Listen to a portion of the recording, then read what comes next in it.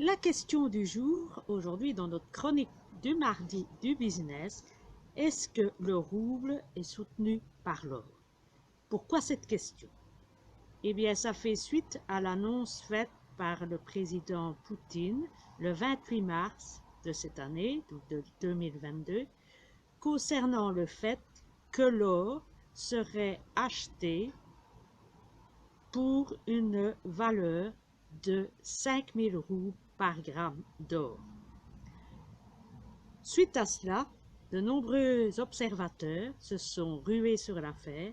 Certains ont fait le rapprochement et une analogie avec ce qui s'était passé en 1933 avec le mécanisme de la confiscation, et d'autres ont tout de suite évoqué le retour à l'étalon d'or qui, comme je vous l'ai dit dans les précédentes vidéos, a été supprimé en 1971. Revenons sur le contexte. Donc, comme je viens de vous le dire, vu que les producteurs locaux russes ne parviennent plus à vendre en quantité suffisante sur les marchés occidentaux, le pouvoir russe a décidé de leur venir en aide et en même temps d'en tirer profit. Pour cette raison, ils ont décidé de proposer la valeur de 5000 roubles par gramme d'or pour le rachat de leur quantité d'or produite par les banques centrales russes. Cette valeur n'a pas été très appréciée par les producteurs locaux, tout simplement par le fait que, à l'époque, au moment où cette annonce a été faite, le rouble avait fortement baissé suite aux sanctions économiques venant de l'Europe occidentale, et de ce fait, partir par cette transaction-là était moins avantageuse que de continuer à essayer de vendre leurs matières premières sur le marché occidental. Conséquence, le 8 avril, on a décidé que le prix serait donc négocié. Mais entre-temps, le rouble s'est fortement apprécié. La raison, je vous l'ai déjà évoquée dans les vidéos précédentes. Une des raisons est le fait que la Russie a décidé d'imposer que la vente de gaz et de pétrole devait se monnayer en rouble. Donc, la demande est devenue très importante en rouble et par conséquent, celle-ci s'est fortement appréciée, ce qui revient à dire que finalement, vendre son or à la Banque centrale russe ou la vendre sur les marchés occidentaux, l'opération est la même pour les producteurs russes.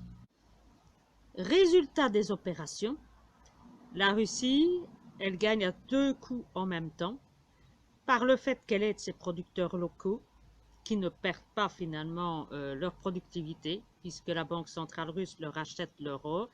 De deux, la Russie augmente sa quantité de réserves d'or, qu'elle achète au même prix que si elle l'achetait sur les marchés de Londres. Troisièmement, elle n'a plus à subir le cours entre le rouble et le dollar. Et quatrièmement, elle peut acheter l'or en imprimant du rouble et à bon prix. Conclusion, ils ont gagné sur tous les tableaux et en même temps, d'après ce que je vois sur les marchés, le marché de l'or se maintient, il n'y a aucune panique ni dans un sens ni dans l'autre.